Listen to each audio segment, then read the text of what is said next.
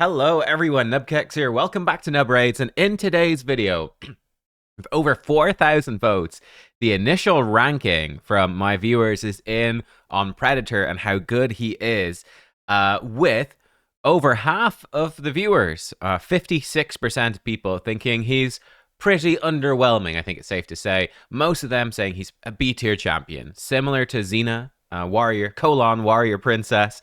Definitely not as good as He-Man. We have 39% think he's as good as He-Man. 6% think that he's better than the previous champ pass, and that he's one of the best champions in the game.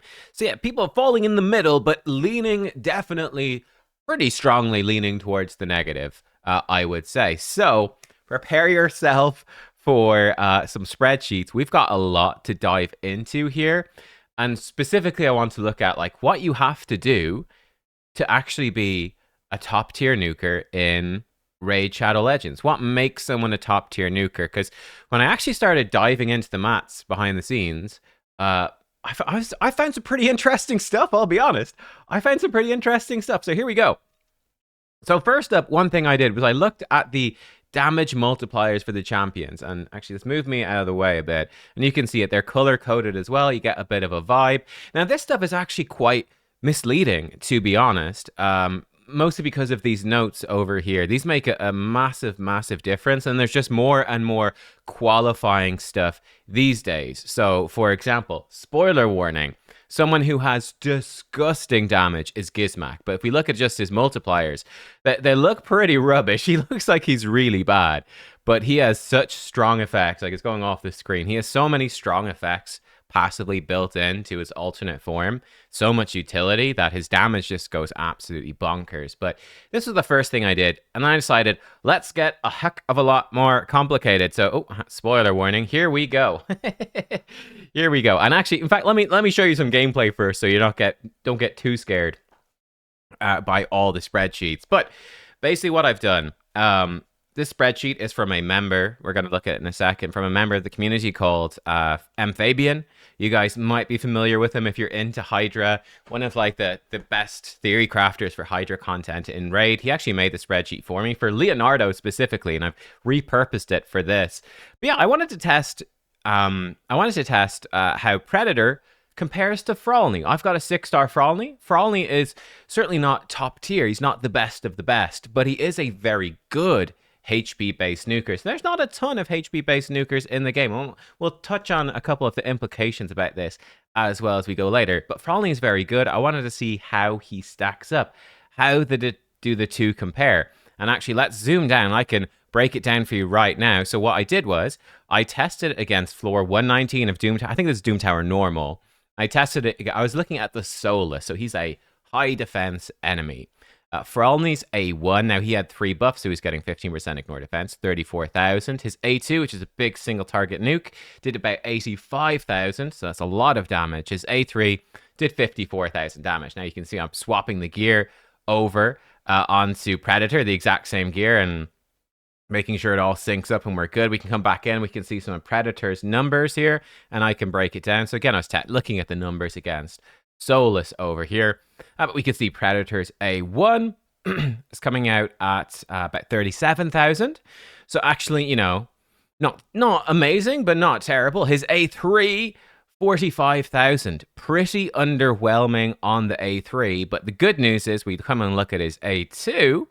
And I'll give you, again, the more spreadsheet, more technical version of this. We had 2 different hits right there, but did a heck of a lot of damage. His A2 actually did about 81,000, again, specifically to the Soulless. So in terms of comparing him versus Frolni's AoE did 54,000. Predator did 81,000. It's a much stronger AoE than Frolni's, at least baseline. Frolni can ramp up with his passive. I'll even break that down for you. I'll show you exactly how it works. The single target hit, you can see Frolni's single target is almost twice as strong as Predator's. Predator's active, his A3, the big Hunter's Gaze nuke thing, the damage on it is just not very high at all. It's barely better than his A1. His A1 is actually pretty good for an A1, and he does counterattack potentially a lot. So that's what's going on there. Okay. Let's dive into the spreadsheet. Let's see some damage numbers to actually break down and compare it to plenty of the other nukers. And in fact, I was like thinking about this. I was like, who are the top HP nukers in the game? So I said, nice, Commodus, I haven't included in this list because he's a bomb. He's a bit different, but he'd be a top HP nuker, really. Gizmak, Embrys, we've got Mythicals, and then I put Taurus in there as well, though he is somewhat reliant, I would say, on Marishka for his full effect. I put Narses, Frolni, and Predator up fairly high as well, though I think a good tier below. Again, Narses pretty dependent on his partner, and he's a little bit niche. We'll come to Narses and we'll see.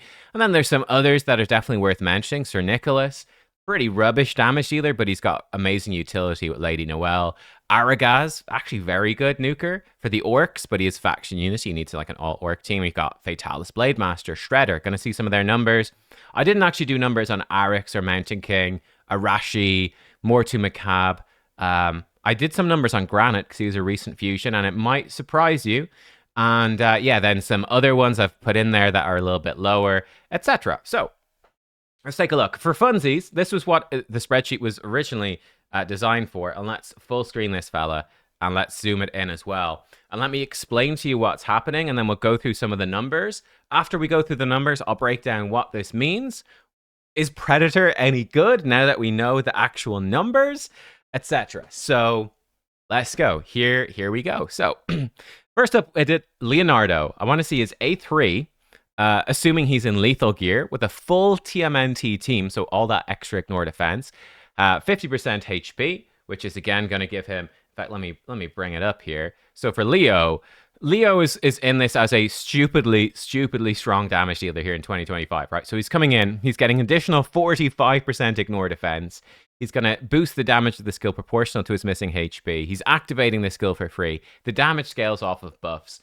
So these were the assumptions I put in, that it is the full team for all that ignore defense. He's at half HP, so he's doing 50% more damage. There's 10 buffs in the fight. That's basically giving him another 50% damage boost. So it's like the enemy team, you put in your turtle team, the enemy team puts on a couple of buffs on each of their champions, and then they nuke you. And Leo survives, procs his passives, and nukes them back. How hard is he going to hit? 7,000 defense, 3,000 crit damage. There's his base stats, doesn't really matter. He doesn't have increased defense in this example. It's a 3.4 multiplier. He gets 30% damage bonus from books, 50% from being at half HP, 50% from 10 buffs, 45% ignore defense, 11% damage from masteries. That's consistent across everyone. And 25% ignore defense from lethal or savage or whatever. Now, this is important. The enemies in all these examples have extremely high defense, 6,500. I'll lower this as well, so you can see what the damage would look like against someone with lower defense. So this is very high defense. But basically, on average, he'd be doing 187,000 damage on average. Without Helm Smasher, 117,000. With Helm Smasher, 257. So this is important thing number one. I mention this all the time. Ignore defense. The more that you have, the better it is. Okay? Another way to put it is that defense, if you build loads and loads and loads and loads of defense on a character, there's diminishing returns, right? The first bit of defense you build gives you the most value, and then as you stack more and more and more, it goes diminishing. Like you can never get to 100% damage mitigation. You're always taking some. Yeah, so lower numbers of defense just give you more damage mitigation per point. Higher numbers give you less, which means as you ignore more and more defense, the defense you're ignoring, like if I start at 0% defense ignore and I add 15% ignore defense, it's not as good as if I'm already at 50% ignore defense and I add another 15% on. The 15% on top of the 50 is more value. It's taking away more important defense mitigation than it is if it's stacked on the 0. So yeah, it's important. This is why this Helm Smasher, we'll see it on a few champions, is ridiculously strong, and you will see massive damage swings whether or not this triggers. Classic examples that you will have seen yourself: Sun Wukong, great example. Loads of people have him. He has 50% ignore defense on his A2. You give him savage or lethal. There's a ludicrous damage difference between if you trigger Helm Smasher or you don't. And now you can certainly use relics and stuff like that. These days you could go, Merciless set with some, Merciless set plus a Cat's Gaze.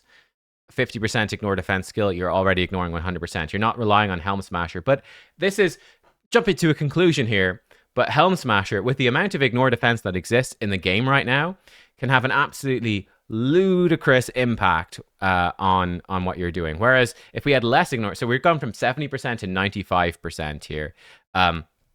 If I put in another 5% ignore defense, let's say you had a 5% passive, you would see the difference be even bigger. It's even bigger at that point. So yeah, anyway, that's a whole conclusion, but you get the idea. Leo hits stupidly hard.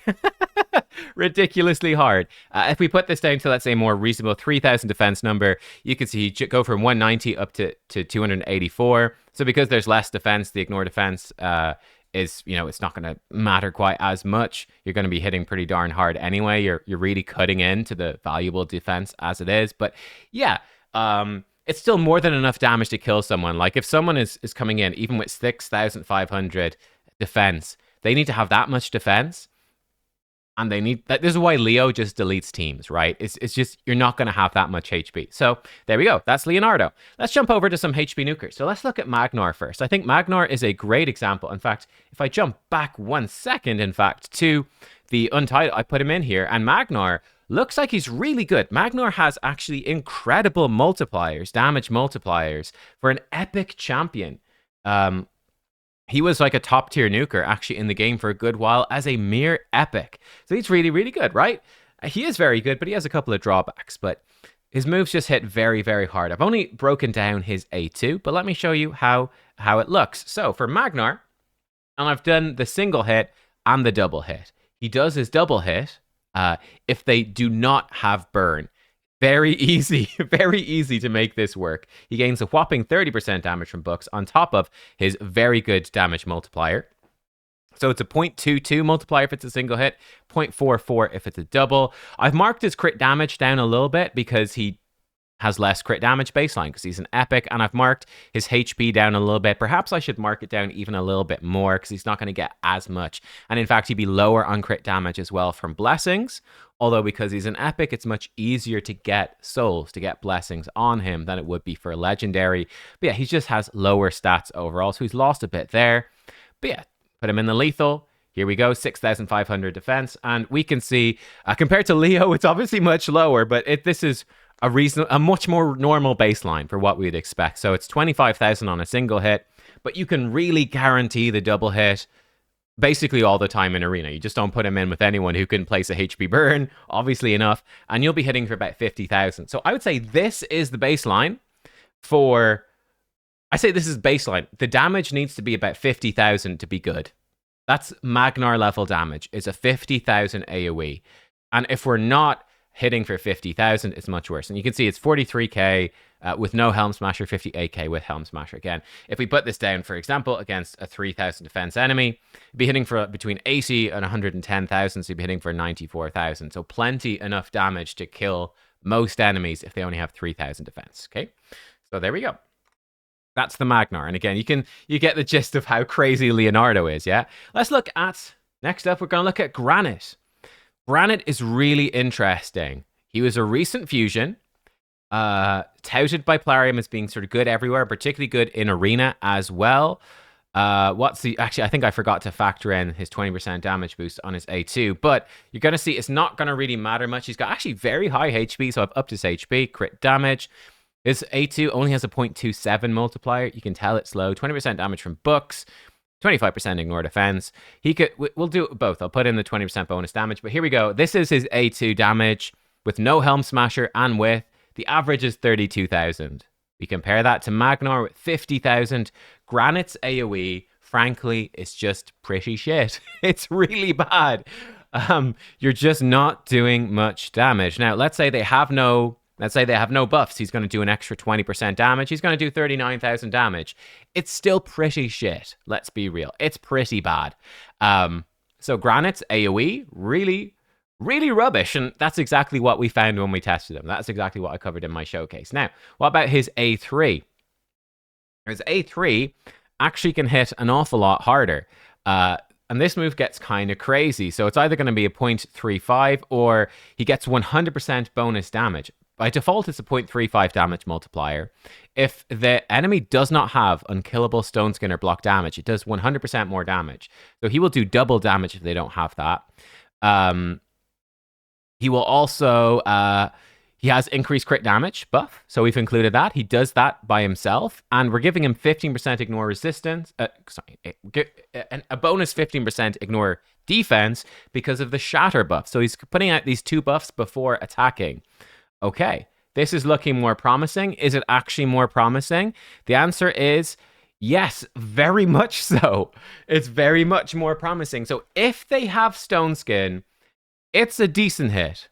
It's good. We're looking at 70,000 damage right here, single target. 54,000 without Helm Smasher, 85,000 with. Now, it's highly unlikely your enemy with Stone Skin, they probably haven't taken a turn. They probably don't have increased defense. So 6,500 defense is pretty unrealistic. If I put it to a more realistic, like 3,000, you could see he'd be hitting for between 103 and 145,000. So it's actually a solid enough nuke. But if when you are up against a very tanky enemy, you might not be one-shotting them, but it's a big damage hit. Now, when we come in, if they've got no Stone Skin, those sort of buffs, it's going to do double damage. And again, he's self-buffing. It's going to hit like a freaking truck, guys. Even with 6,500 defense, you're looking at between 108 and 171,000. You're looking at 139,000 total. So this is a huge hit. It's actually extremely strong. It's really good. An extra turn if he kills an enemy. Downside, 4-turn cooldown is a long cooldown. But Granyt actually performs pretty well. If we add on another 20% bonus damage from his passive there, if they have no buffs, it gets absolutely crazy. You're looking at 130 to 205,000 damage. It's actually massive damage. Huge damage. So yeah, Granit's really weird. His A2 is absolutely god-awful. His A3 is actually fantastic, though not super reliable against Stone Skin. So the mats, I would say, the mats checks out. We tested him in Arena, and that's pretty much exactly what... His A1 is okay as well. It's not terrible. It's pretty much exactly what we said about Granyt. It's like his A3, a little unreliable against... It's not reliable against tanky enemies, but it will delete... normal, typical enemies, and it will definitely delete almost anyone when it has the double damage, but it's a long cooldown. He's not doing too much outside of that. So, like, he's decent for Arena, but he's not absolutely crazy. Let's look at another couple of examples. We've got Narses. We'll go through this pretty quickly. A lot of people love Narses. How good is Narses? He has 25% ignore defense and an extra hit on enemies under shield or strengthen. Now, I've not factored in this where you can ignore passives and stuff. His A3 is a double hitter, does more damage for buffs. So a couple of examples here. So his A2, if you get 1 hit, his A2, if you get 2 hits. Looking at this, breaking it all down, basically it works out something like this. So with a single hit, you're going to do between 38,000, 67,000, so 53,000 in general. If you get the double hit, so if they have shield or strengthen, not only do you ignore those buffs, but you're going to hit for between 76 or 135,000, so about 106,000 in total. So Narses, again, it's sort of what I'd expect. If they don't have shield or strengthen, he's kind of underwhelming. He's average, right? We're talking Magnarr level damage, and it's very much weighted because of the ignore defense. If he doesn't get Helm Smasher, his damage is pretty rubbish. If he gets Helm Smasher, his damage is pretty good, but it's not amazing. 53,000 or so, it's okay. If they do have shield or strengthen, he's incredibly strong at countering them. We look at his A3. I tested it if no one has any buffs. I tested it if he and his target both have 3 buffs, and basically comes out at pretty darn terrible. If they have no buffs, it's pretty weak. Once you start adding some buffs on, it gets really good. It can actually scale up more than that as well. You get an extra big chunk of damage here. But you could be looking about 80,000 with 3 buffs each, and that's against a very high defense. Again, this is all against high defense enemies. Let's look at a couple other champions. Shredder, interesting one. How good is Shredder? Ooh, Shredder. He was the big chase thing. I didn't factor in his A3. I've just done his A2. It has the higher multipliers. And the shorter cooldown, so it's more of his main nuke effect. Shredder's interesting. He does more damage for each dead ally. On his A2, I haven't factored in destroying the enemy's defense, but that could make it pretty powerful. But I have factored in that it will, he'll very quickly ramp up to 30% bonus HP. How do we feel about Shredder? Let's take a little look. So I factored in his dead allies. His damage is kind of bad. So by default, his A2, with nobody dead, without any stacking of his HP from the A2. So basically, your first use of the A2, about 37,000 in general. It's kind of rubbish. With 1 dead ally, you're up to like 43,000. With 2, 49. And with 3 dead allies, 55,000. So it's not all that good. However, when you start stacking up your 30% bonus HP, it gets 30% better. So you're looking at 49,000 by default, with nobody dead, but fully stacked up at that 30% bonus. 56,000 with 2 dead, 64 with 3 dead, 71,000 with 3 people dead. So yeah, and fully stacked on this. And he will hit a bit harder than that as well, because I have not factored in you decreasing enemies' defense by 30%, which will give you a significant damage boost, a very significant damage boost as well. So Shredder, long story short, his base damage, really bad, like rubbish. It's sub Magnarr levels. That's the goal. We're sub Magnarr. That's where we're at. We're sub Magnarr right here. Yeah, you're gonna need to have basically fully stacked his 30% bonus HP, and you're going to need to have one ally dead on your team to be hitting around Magnarr levels. That's where you're sort of around Magnarr levels, and then you're going to get stronger than Magnarr when you start getting to 2 or 3 dead allies. But yeah, so Shredder, his damage is pretty low, which is exactly what we knew. Fatalis, what about him? Fatalis Blademaster, let's take a little look. Again, another classic example that I would consider somewhat in the Predator sort of realm, but we'll see, is that actually true? I would have felt that Predator pretty similar to these. He has 30% damage from books, but low multipliers. He has 15% ignore defense. Now, I have not factored in this stacking ignore defense, but a couple of numbers for Fatalis just by default. He's got decent base HP. That ignore defense if he crits, which he should. He's coming in, again, way sub Magnarr, so not surprising. We know his damage is low. About 42,000 on average, again, against a high defense enemy. With his A4, with his secret skill, that has 50% ignore defense. Actually hits pretty well. Again, massively dependent on Helm Smasher. I really think it's a big problem in the game that we've got so much ignore defense these days, whether or not Helm Smasher procs. It's a huge amount of randomness that it more than doubles. It almost adds 100,000 damage onto this skill. It's ludicrous. With Helm Smasher versus no Helm Smasher. But on average, this can hit very hard on average, but it's very much weighted towards the Helm Smasher. So that is Fatalis, if you're curious about him. All right. Let's look at a couple other examples. So, classic top tier HP Nuker Taras. How good is Taras actually? He's got a big single target nuke on his A2 that counterattacks constantly. I haven't done his A1. His A1 is relatively weak, but it sort of builds up if he's with Mariska because he's constantly spamming this thing. His A3, big AoE, 15% more damage per buff. How hard does Taras hit? His A2, the big single target nuke, this hits incredibly strong. Hits of 90,000. Helm Smasher ups it, but it's hitting for ludicrous damage no matter what. He uses this move every single time you hit Mariska. This is part of why Taras can be so obnoxious. He'll just one-shot you one by one if you got no way to deal with it. It's crazy. His A3, pretty interesting. By default, it's actually pretty weak, but it gets very strong with buffs. So we come down here. It's rubbish. With no buffs, Taras A3 actually sucks.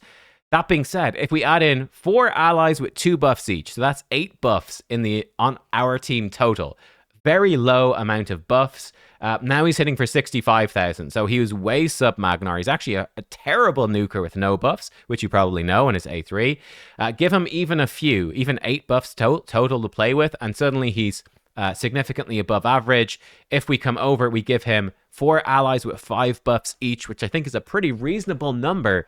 Like you put him in with like a Mariska, a Galathier, or a Sifi or something like that. I think it's pretty easy to hit 5 buffs, and suddenly the dude's hitting for 120,000 damage AoE, and it's not Helm Smasher reliant. So even without Helm Smasher, he's still doing 100,000 damage, right? With 5 buffs, 5 buffs on his team. And a 6,500 defense enemy, he will kill someone with 100,000 HP. So Taras is absolutely bonkers, but extremely reliant on buffs. His A2 is not reliant on buffs. This just hits like a freaking freight train, and he spams it if Mariska is there. So that's sort of, and he's a very old champion, but he was ludicrously overpowered when he came out. He still stacks up ridiculously well today. Right, Embrys. We'll get to, well, I'm covering a lot here. I just think it's kind of interesting.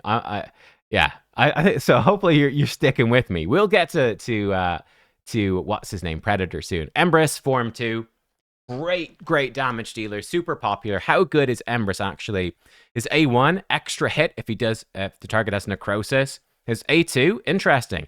Double damage if their accuracy is lower than his. Ignore 50% defense if their accuracy is higher.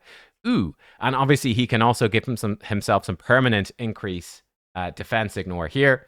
So on his A1, this is his A1 with lethal doing a single hit. We can see some of his stats. How much are we talking? And this is, on the other side, is a double hit. The double hit is, I mean, simple, it's twice as strong, right? A single hit is good. A double hit is very, very strong. And this is reasonable enough to actually start killing some people. You know, you're not going to be one-shotting really tanky champions from full life, but if they're softened up, you can very reasonably start securing some kills with the Necro. And again, this is very tanky enemies. If we, for example, we say, oh, you know what? He has 10%. You do his A3 first, which you probably would do his A3 before using his A1. Let's see how that's going to up the damage. We give him an additional 10% defense ignore. It gets very strong. We could see a double hit if he triggers Helm Smasher. On both hits would be 90,000. I suppose if you triggered it on one hit, it would be 75,000 damage. It'd be halfway between. No Helm Smasher procs at all, you'd get 60,000 damage. So he starts to hit very, very powerfully at that point. His A2, with less accuracy and with more accuracy. Place your bets now. What is better, double damage or 50%? So double damage on the right or 50% ignore defense on the left. Which one's going to be better? Let's go down. And the answer is you do almost twice as much on average with less accuracy. So you want to have Embrys with very low accuracy. You really, really want your enemy to have more accuracy than him, because double damage, you're hitting for 67,000. You're hitting for between 57 and 77,000. It's a good nuke. We're well above Magnarr levels, but it's not insane. Now, here you go. Again, we come back to stacking ignore defense. Yeah, you're going to do between 68 or, with Helm Smasher, 156,000 damage AoE. So this is why Embrys is absolutely deleting teams in Arena. He swaps forms, bam, he nukes them. Absolutely disgusting. I think I also worked it out. What if he's used his A1 once? Here we go. If you use your A1, sorry, his A3. You use his A3 before his A2. So you swap forms, A3 for an additional 10% ignore defense. So if they have more, I'm getting confused. If they have less accuracy than Embrys, if your Embrys is relatively high accuracy, you do between 62 and 94,000, 78,000 total. Still pretty good. And here we can see 156. So it's still the same. Here's the key thing. If you trigger Helm Smasher, you're already at 156%. You're already at 100% ignore defense. You can't go above it. You can't go above it, right? Because he's ignoring 50 baseline, right? On the A2, if you've got lower accuracy than them. So 50%. Lethal's 25, Helm Smasher's 25, the A3 on top of it, an additional 10%, doesn't matter. It brings up the bottom from 68, it really ups that to 93. So your damage becomes far more consistent, but the top end doesn't increase. His top end already stupidly powerful. So yeah, that's how he's looking.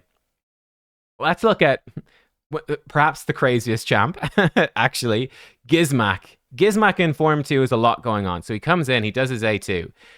AoE attack. Before attacking, decrease defense on everyone. Can't be resisted if they're burned. Extra hit if they're burned. He also gets an extra turn if he kills someone. He does have a small defense multiplier as well, which I haven't included. Bear that in mind when we see the numbers. He's also ignoring 15% defense, or potentially 25% defense if his health is low. Gizmak is a freaking monster. So, first up, how good is his A2? If there's no burns, so he gets a single hit, he fails to place decreased defense, he's high HP, it's a 42,000 damage nuke, so it's pretty bad. However, if he does do the double hit, and he places decreased defense, and he's 50% HP, so let's say your Gizmak, he's sitting there in Stone Skin, he's burned all the enemy, they all take their turn, their Stone Skin is gone, he swaps forms, he's full health, and he smacks them with the A2. He double hits them. He places decreased defense. He's full life. What's it going to look like? It's going to be absolutely disgusting. He's going to hit them for 136,000 on average, between 115,000 and 157,000. If we lower them to a more reasonable 3,000 HP, he's hitting them for between 170 and 200,000. So Gizmak is a freaking monster. He is disgusting when you trigger this stuff. I said, what if he's below 50% HP? So they're burned. He's low life when he transforms. You'll hit them for 130 to 180,000. Like he just deletes people. Absolutely deletes them. The decreased defense. I mean, if we fail, let's see, how good would he be if he fails to place a decreased defense? What if they have block debuffs? Put that on. It becomes much weaker. The decreased defense doing some heavy lifting. That being said, it's still 86,000 if he lands a Helm Smasher. So yeah, Gizmak, when the stars align, is freaking busted because it's a decreased. Unlike Granyt puts decreased defense after his hit, and his hit sucks. Whereas Gizmak puts it before, and he goes absolutely bonkers. Frolni, this was an interesting comparison to Predator. But yeah, with one hit versus a double hit, I guess on the one hit, he would be a weak hit anyway, so it wouldn't really matter. But like 48,000 for one hit, he actually hits very hard. If Frolni gets his double hit, he hits very hard. He gets a bunch of bonus stats from his passive, actually, which is really nice. The skill multiplier is very high. Problem with Frolni is that he only repeats the attack if it's critical. So if he weak hits, this attack basically does nothing because you wouldn't crit and it does nothing. But if you do crit and you get the double hit, it's very, very strong. So you can absolutely kill people. Now where he comes very interesting for Frolni actually is his passive. He starts getting 20% more max HP. He can go up to double max HP and he gets more crit damage based off that as well. So his damage can get really nutty. He starts going really crazy with stats. 120,000 up to 147,000, 170, 200, 233,000. So like Frolni, when he's fully stacked on his passive, is an absolute menace. Absolute menace. Sort of the problem is that he can be locked out because his alternate form sucks. And yeah, it can be just his we'll see. His AoE is not great. We look at his AoE. So his AoE, it does 30% more damage if his max HP is higher than his target. So very tanky targets, he's going to do less damage to. So with lower HP, with higher, it's sub Magnarr, right? And then if he has higher max HP, it's a bit above Magnarr. But his AoE kind of sucks. That's sort of his big problem. Huge single target nuke, which is good. It's actually a cool design because it does mean that you can do the massive single target nukes to sort of guarantee he's ramping up his passive. And then he can start to go crazy. And then once you start getting kills, you're getting more max HP, so you'll definitely have higher HP at that point. And that's where he starts getting good. You start looking at 72,000, like 87, then 100,000. This is getting crazy now at this point. 120, 138. Again, these are all against super high defense enemies. So yeah, once he starts ramping up some kills, his AoE becomes crazy. Like, yeah, if you've got 5 kills, he's going to be hitting for 138,000 against a super. He's just going to delete everyone almost. Whereas at the start of the fight, it's really bad. So that's sort of Frolni's issue. A couple of quick ones as well. Nice. I've basically covered nearly all the main ones just to be as comprehensive as possible. So Nice is A1, double hit. His A2 is an AoE. Now this doesn't have any damage from books. So interestingly enough, we go back to the spreadsheet. It looks like Nice is a monster of an AoE. But because he doesn't have damage from books, it's actually not that crazy, funny enough. So this is just his A1, and then I've scaled him up with dead allies. So the thing about Nice is he gains up to 100% more of all of his stats for each dead ally. His individual attacks don't hit that hard, though. So his A1, 31,000, single target, of course. 35,000 with 1 dead, with 2 people dead. 40,000 with 3 people dead. So his whole team dead, be 45,000. That's per A1. So it's not crazy high damage. You know, you're hitting between 38 and 52,000 against a very tanky enemy. I mean, if we put it against a 3,000 defense enemy, he's hitting pretty hard. He's hitting between 70 and 97,000 at that point. So it's certainly hard enough to kill people. And he has an unremovable counterattack and block damage. So he's going to fire off a lot of these. Now, I thought this would be fun as well. What if it's a 1v1? There's 3 people dead on each team. It's a 1v1.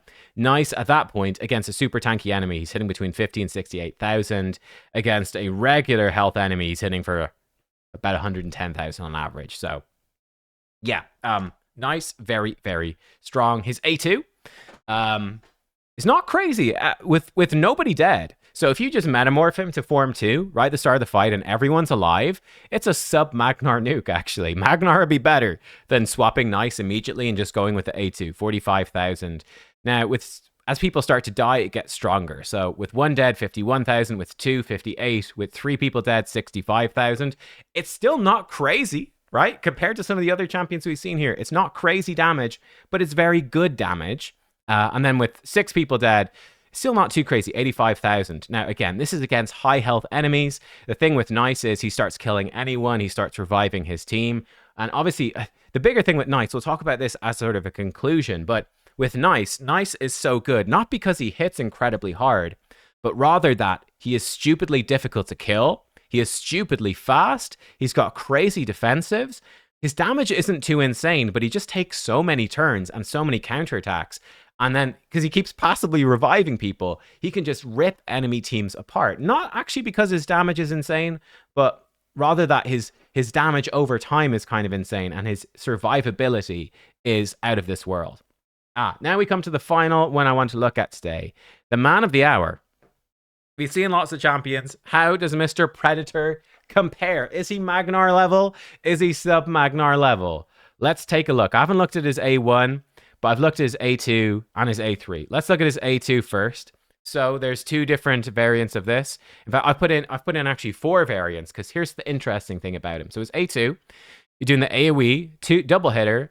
It's doing all sort of, basically the way I put this in to the calculator was, I've averaged it out. It can be between 75 and 15% bonus damage, depending on where it hits them. I've averaged it out that he's going to do about 52.5% bonus damage, I think, against 4 enemies. So on average, he's hitting you for 53% bonus damage. But it could be much more random. This is the thing. You might land the 15% bonus damage on their tankiest champion on both hits or something like that. Like, you could have bad luck with where his A2 bounces. But on average, about 52.5. He ignores 15% defense if he's under Veil. He's got very, very good base HP. I've given him a high enough multiplier. It's a good skill multiplier, good bonus damage. He's actually really good. So with no Veil in lethal, and versus if he does have perfect Veil, with perfect Veil, it's a great nuke, guys. It's 89,000. His AoE's really good.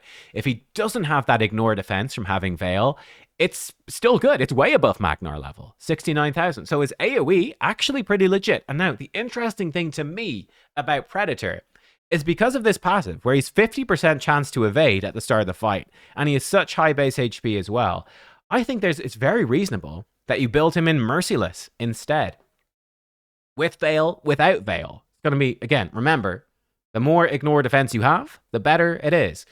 And it becomes very, very strong. Sorry, I'm blocking it. He gets real strong, guys. 111,000 on average with Merciless and with Veil. So you put him in a kind of a slow team, and he's in 6-piece Merciless. He evades the enemy. They are left vulnerable. Heck, even if they have 6,500 defense, you come in with his A2, you're hitting between 80 and 140,000 damage on the A2, roughly. Like, that's pretty nuts. Again, this is with 105,000 HP, 300% crit damage. We've given him high stats, but his A2 is really freaking good, even without Perfect Veil. So he doesn't get the 15% ignore defense. He's still hitting pretty well on the AoE. So he's genuinely has really good AoE damage. He's no slouch. He's absolutely no slouch when it comes to it. Then on his A3, what about that? Again, I've compared Merciless and Lethal. So his A3, this is the Hunter's Gaze, the big single target nuke that can block revive. What about this? This one is rubbish. It's really shit. So he's hitting for, against a tanky enemy, very tanky enemy, he's hitting for, on average, 45,000. If you give him Merciless, he's hitting for 53,000. It's just not good. Now, against a squishy enemy, yeah, you're hitting for like 72 to 98,000. So he can kill squishy enemies, but if they've got high defense, you're gonna struggle. Now, probably to be fair, Hunter's Gaze does disable. It does disable. Where's Hunter's Gaze? Oh, I guess it's way down. It disables increased defense. So it's pretty unlikely that they have that high defense. But the long story short is he's simply not hitting very hard on the A3. He's ignoring loads of defensive buffs. But the baseline damage is just pretty low. Like, let's say, reasonably, against a tanky enemy, let's say they've got... Let's actually have a look. Let's see a tanky enemy. I've got 2 tanky champions built right now. I've got a Sifi and Stone Skin right now. She has 4,300 defense. What about my Ancora? She's tanky as well. She's got 4,200. Okay, let's see. 4,200. 4,200 defense against a tanky enemy. He's hitting for 61 to 90,000 damage. Okay, that's with Merciless and how I've built my tankiest characters. And that's better gear probably than I could... Well, I say I probably could get this gear, actually, onto 300% crit damage on Predator. I could do it. She's got 100,000 health, and she obviously has a 30% shield from Bolster. My Sifi has 121,000 HP. He's not killing either of them. If he doesn't trigger Helm Smasher, he's putting them to half HP. That's it. So, yeah. Yeah, that's sort of where we're at. If we put it at, with the lethal set, if we don't have Merciless, he's hitting for 54 to 76,000. So he's definitely not killing them. So yeah, Predator, I think he's a very interesting champion in that he actually has a legitimately fantastic AoE attack. His AoE is actually really, really good, but it is quite random. You might do even more damage than I said. You might do even less, depending on how the bounces go. But it is real good. His A3, pretty underwhelming. And funny enough, you're actually going to be triggering this Perfect Veil and Turn Meter boost pretty often, I think. But yeah, it's interesting looking at him. I think he's probably a little bit better than we'd expect. His A1 is not quite as hard hitting as his A3, so it's not hitting very hard at all. But he is counterattacking potentially a lot. His passive is cool. So yeah, it means Predator is kind of... He's okay, to be honest.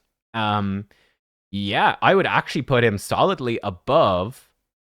Like, if I'm looking at all these nukers and we think about, like, how good are all these different nukers? And let me go through some conclusions here. Thank you for watching this far, by the way. So, some thoughts. I'd say on paper, I'd say probably, certainly when I went into this, stuff came out a lot differently than what I'd expected, to be honest. Certainly, Gizmak is disgusting. I mean, one of the things that definitely struck me was, like, Nice, for example. That we would associate with being disgustingly strong, it's not really because of his damage, right? His damage is crazy. I think part of it as well, we'll talk about in a second, actually. But Gizmak is obviously disgusting. If he lands the decreased defense, Gizmak is so much damage, it's absurd. Embrys with Helm Smasher and low accuracy is disgusting. That, again, this is why. And part of the value, certainly, with both Gizmak and Embrys is... They're immune to lockout. If they sit there in Stone Skin, if they survive in Stone Skin, right, to their turn, they can simply swap form and absolutely smack you. And that is why they're really so strong. Like, Embrys comes in, yeah? Embrys comes in, guys, and if he has less accuracy than you, even if you've got 6,500 defense, he could hit you for 156,000. If he gets a Helm Smasher proc, that dude's hitting you for 156,000 HP. Past all that defense, well, because he's ignoring it entirely, basically. So you need to have some really strong defensive buffs to not get just annihilated. Similarly with Gizmak. Gizmak obviously struggles more because he needs you to not have block debuffs. Block debuffs kind of ruins his day. But yeah, like they're kind of disgusting. Both disgusting. Funny thing about Frolni is actually, on paper, Frolni looks really good. He's got a huge nuke. His A3 is bad. I get that's sort of his problem. He's got a bad AoE, but he can ramp up pretty well. I think his bigger problem is, unlike the others, he's very vulnerable because he's not protected sort of behind a metamorph, where it's like, oh, you locked me out with a Warlord or a Crixia or whatever. He could be weak hit by Crixia or Fabian, sure, but if he gets locked out, he's not really doing anything, whereas the others can metamorph. Frolni doesn't have that option. His AoE sucks by default. He needs to ramp it up. So yeah, like he's got a huge single target nuke on paper though. But I think in practice, because he doesn't have crazy defensives like Nice does, and like we didn't even talk about Form 2, like going back to Gizmak, right? Gizmak in his alternate, not only does he have this disgusting attack, but it's a 3-turn cooldown and he gets an extra turn if he kills an enemy. He's coming, and then he can give himself a supercharged pain link on you, taunt unkillable, ally protection on his team, and he can also go into his A1s, which are AoEs, which also hit pretty hard. The champion is an absolute menace. That's why he's so stupidly good. Yeah, it's actually crazy. But yeah, Frolni's actually quite good on paper. His AoE is bad, but his single target is good. His AoE ramps up to good, but he sort of has a lack of defensives to stay alive, apart from having just lots of HP. And yeah, that holds him back from being top tier, but he's not bad. I think he's a pretty good baseline for like a good damage dealer that's not like absolutely broken. Granyt was really interesting. Granyt, I mean, you look back at those, like his A3 is legitimately an amazing attack.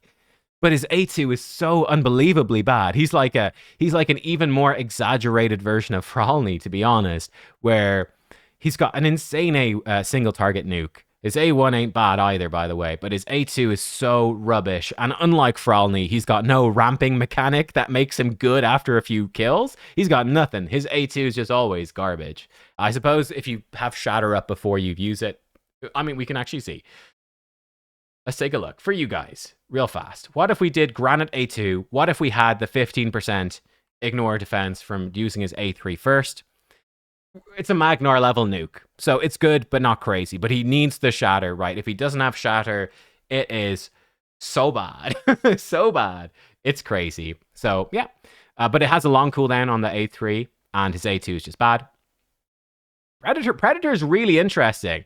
I think Predator's actually, his A2 is really legit, so don't sleep on Predator's AoE. Predator's AoE is actually very, very good, and he has potential to be built-in Merciless due to his passive. That is something valuable. So again, let's go back to Frolni. What if I put Frolni in 6 pieces Merciless? He's just going to die, probably. Very difficult, and he needs to actually take his turn so he could get crowd controlled. He could have a rough time.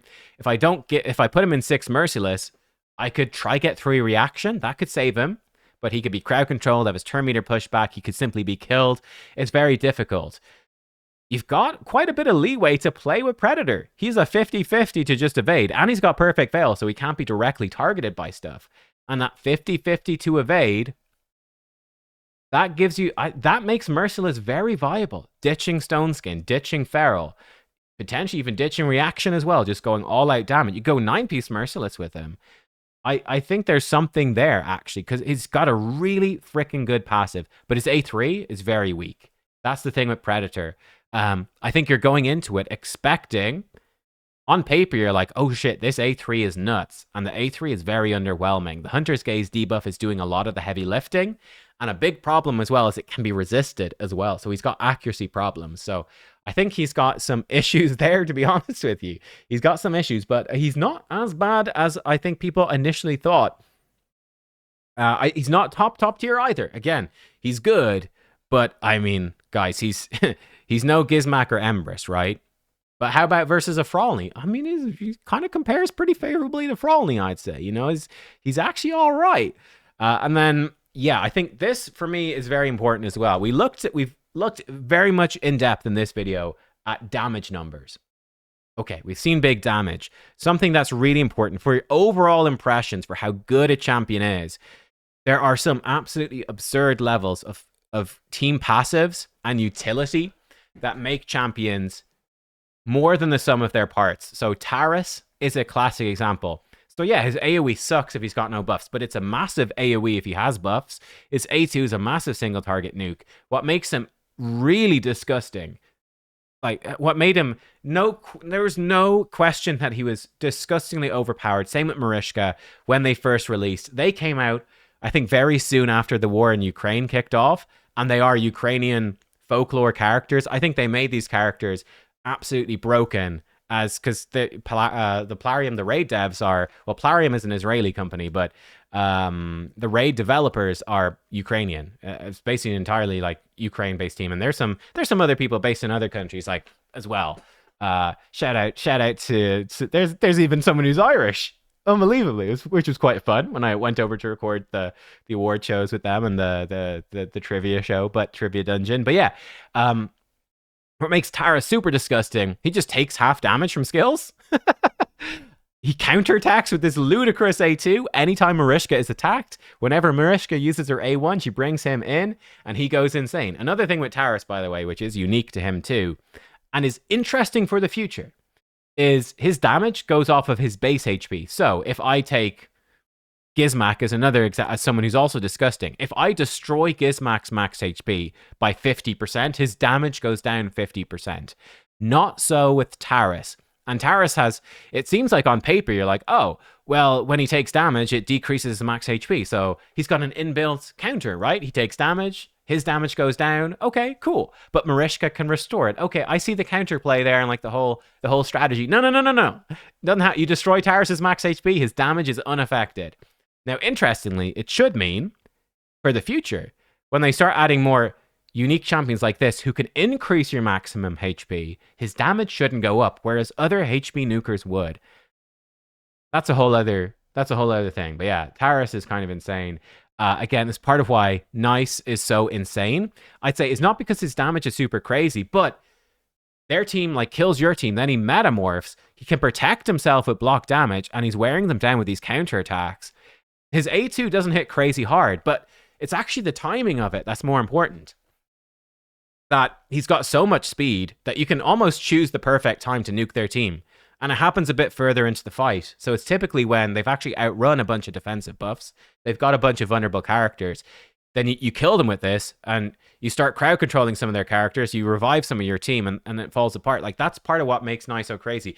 It's really, his damage is not ludicrous, but my god, his utility is bonkers. That's really what's going on there. And like Gizmak, as I mentioned, has so much, like all this base form utility, but yeah, the decreased defense, but obviously like the extra turn into the pain link, the taunt, the unkillable.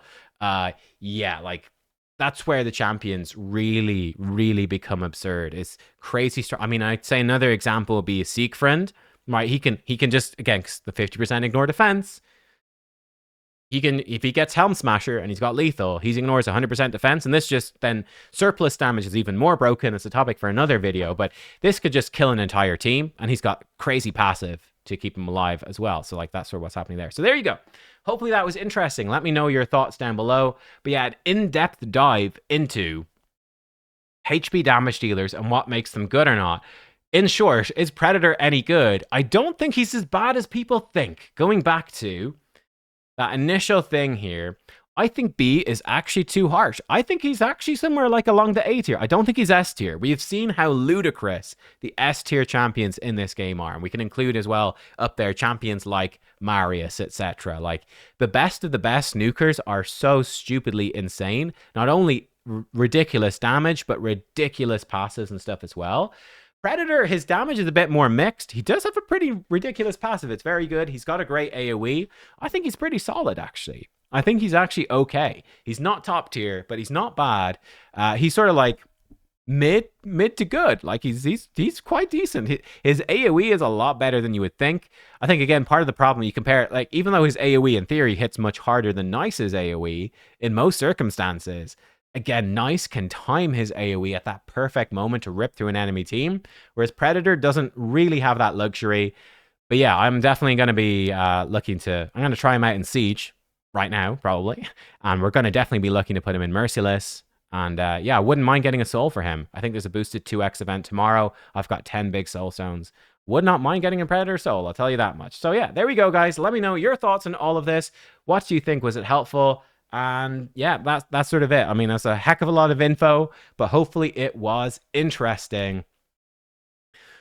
Woo, I could do a whole other video, by the way, on like HP nukers, and there's been some pretty crazy nuker power creep with like, yeah, we could talk about that in another video. I'll see you next time, everyone. Goodbye.